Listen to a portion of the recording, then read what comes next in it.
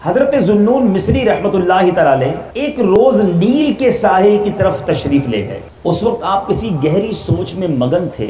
अचानक आपने एक बहुत बड़े बिच्छू को तेजी के साथ साहिल की तरफ जाते देखा। आप उसकी तरफ मुतवज्जे हुए, उसके पीछे पीछे पानी के किनारे पर जा पहुंचे कि देखें ये बिच्छू कहाँ जा रहा है।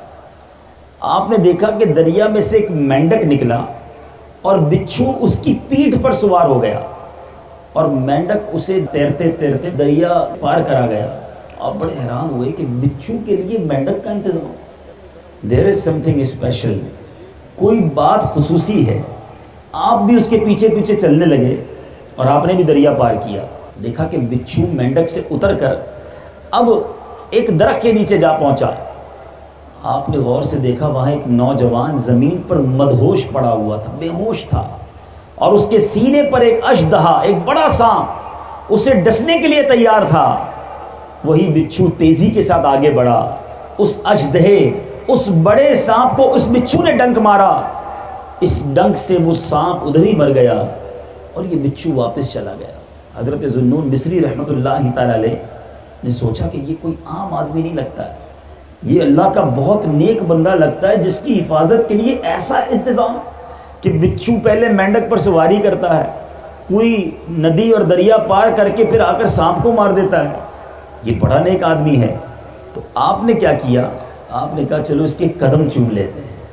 अल्लाह वाले भी थे, लेकिन जब ऐसा महसूस हुआ कि ये कोई अल्लाह का नेक बंदा है, मैंने सोचा इसके कदम चूम लो। जब कदम चूमने के लिए करीब गए तो उस बंदे के मुंह से शराब की बदबू आई। आप बड़े हैरान हुए। आपने कहा कि कमाल हो गया, ये तो शराब पीने वाला है और इसकी हिफाजत के लिए इतना इंतजाम, इस तरह इसको बचाया गया। ऐ मेरे मीठे इस्लामी भाइयों, इतने में गैब से आवाज आई, गौर से सुनिएगा। ऐ ज़ुन्नून, हैरान क्यों होता है, ये भी हमारा ही बंदा है।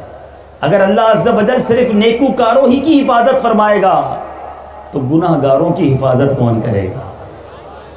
हैं? आप इस बात से वजद में आ गए। काफी देर तक वजद की कैफियत में रहे।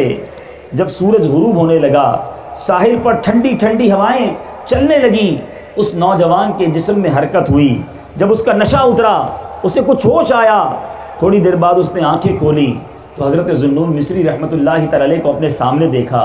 देखकर शर्मिंदा हुआ, अर्ज करने लगा, हुजूर आप यहाँ कैसे, आप मेरे करीब कैसे पहुँचे? आपने फरमाया ये छोड़ो, पहले ये बताओ तुम कौन हो? उसने कहा आप देख ही रहे हैं, मैं गुनाहगार, मैं शराबी आदमी हूँ। आपने फरमाया इधर देखो।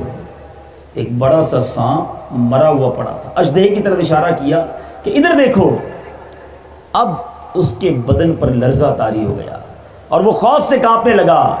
फिर आपने सारी कहानी उसे सुनाई कि कैसे वो बिच्छू आया, तुम्हें इस अजदहे से बचाया गया, और फिर गैब से क्या आवाज़ आई, अल्लाह अल्लाह। मीठे और प्यारे इस्लामी भाइयों, वो शख्स जो है वो खूब रोया, अपने मुंह को मट्टी पर मलने लगा और कहने लगा अगर वो ज़ात अपने गुनाहगारों के साथ ऐसा सलूक करती है तो अपने नेकूकारों को कैसा नवाजती होगी। जब वो करीम अपने गुनाहगारों पर इतना करम नवाज है तो जो उसके पसंदीदा बंदे होंगे उन्हें कितना नवाजती होगी।